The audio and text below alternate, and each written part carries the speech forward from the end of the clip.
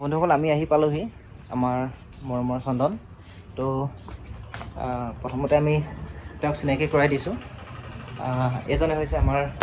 চন্দন তেওঁ কাণেৰে আৰু মুখে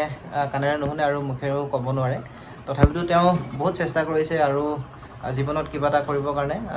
আমি তেওঁৰ মাকৰ লগতো কথা পাতিম আৰু তেওঁৰ বিষয়েও ক'ম তেওঁ বিভিন্ন জেগাত খেলিবলৈ গৈছে তো বলক ভিডিঅ'টো আৰম্ভ কৰিছোঁ মাক কওকচোন এই চন্দন কেতিয়াৰ পৰা তেওঁ প্ৰেক্টিছ আৰম্ভ কৰিছিলে 2011 চনৰ হয় ছেপ্টেম্বৰ অক্টোবৰ মাহমানৰ পৰা আৰু তেতিয়াৰ পৰাই সেই বছৰে প্ৰেক্টিছ কৰা বছৰে জানুৱাৰী ডিচেম্বৰ মাহত নেকি নগাঁৱত এখন খেল হৈছিলে সেই খেলখনত তেতিয়া ডিজেবল বুলি কৈছিলে আজিকালি ফিজিকেলি চেলেঞ্জ বুলি কয় ই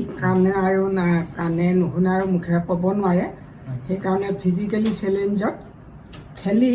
প্ৰথম স্থান লৈছিলে তাৰপিছৰ পৰা অবিৰত 2022 চনলৈকে খেলিয়ে আছে কিন্তু সমস্যাটো এটাই টকা পইচাৰ অভাৱ তাক স্বাস্থ্যটো বনাবলৈ যিমানখিনি খোৱা বোৱা মই যোগান ধৰিব লাগে সিমানখিনি দিব পৰা নাই সেইকাৰণে হয়তো আৰু অকণমান তাৰ আগলৈ যাবলৈ মন থাকিলেও স্বাস্থ্যটোৱে তাক বাধা দি চৰকাৰেও যদি অকণমান ইয়াক সহায় কৰিলেহেঁতেন বিশেষকৈ খোৱা বোৱাত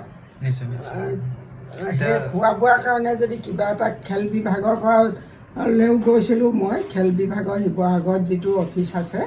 তালৈ গৈছিলোঁ কিবা এটা বোলো হেৰি দিব নেকি সুবিধা কিন্তু তেওঁলোকে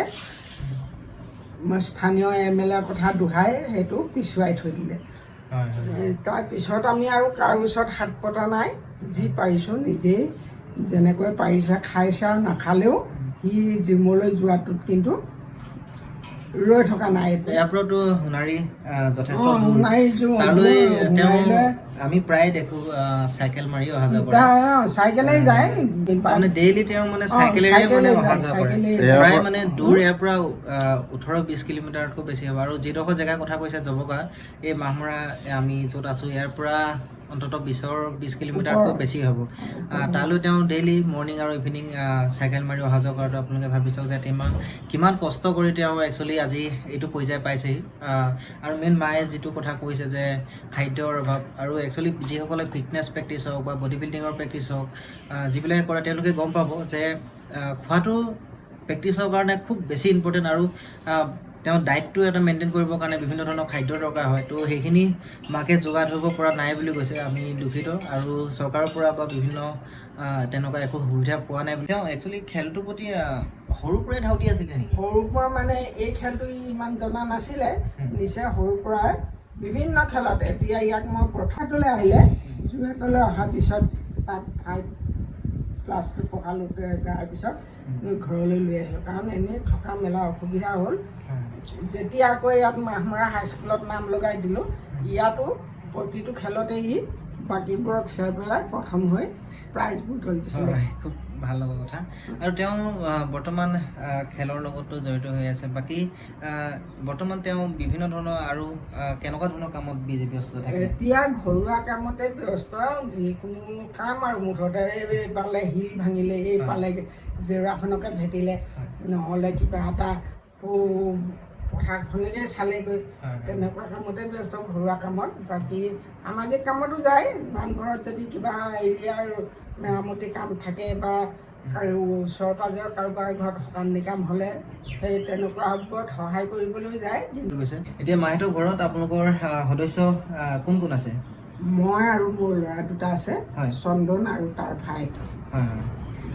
বাকী চন্দনৰ বিষয়ত আমি গম পালোঁ ভাইকটো এতিয়া কি কৰি আছে বৰ্তমান মাষ্টাৰ ডিগ্ৰী হেৰি আছামিজ লিটাৰেচাৰ আৰু লেংগুৱেজত মাষ্টাৰ ডিগ্ৰী কৰি বৰ্তমান এনেই আছে বুলিব লাগিব প্ৰাইভেট কোম্পানী এটাত কৰিছিলে কিন্তু তাৰ গাটো ভাল নোহোৱাৰ কাৰণে মই এৰি দিবলৈ কৈছোঁ আমি খবৰ পাইছোঁ যে ভাইটি অকণমান গাটো অসুখ হৈছে আৰু এটা জটিল TB ৰোগত আক্ৰান্ত হৈ আছে বুলি তেওঁ কৈছে বাকি যি কি নহওক তেওঁ বৰ্তমান আমি ভৱিষ্যতেও আপোনাৰ কিবা পৰিকল্পনা আছে নেকি যে ল'ৰাটো আৰু বৰ্তমান আকৌ ক'ত খেলিবগৈ বা কেনেকৈ ধৰণে মানে কি কৰিম বুলি ভাবিছে তেনেকুৱাটোতো তেনেকুৱা? পৰিকল্পনা মোৰ নাথাকিলেও তাৰ আছে। হয়। সি য'তেই খেল নহওক, যিমানেই অভাৱ নহওক, প্ৰেক্টিচ কৰিবলৈ যাব লাগে, নোখোৱা নোবোৱাকৈ যে কৰিবগৈ।